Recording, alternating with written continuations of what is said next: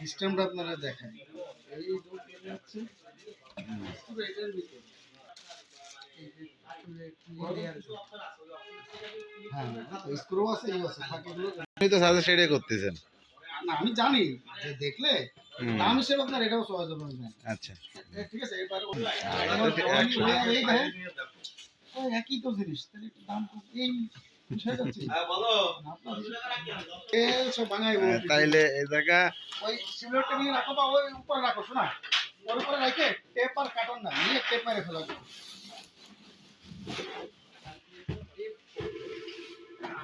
tape দেখো আছে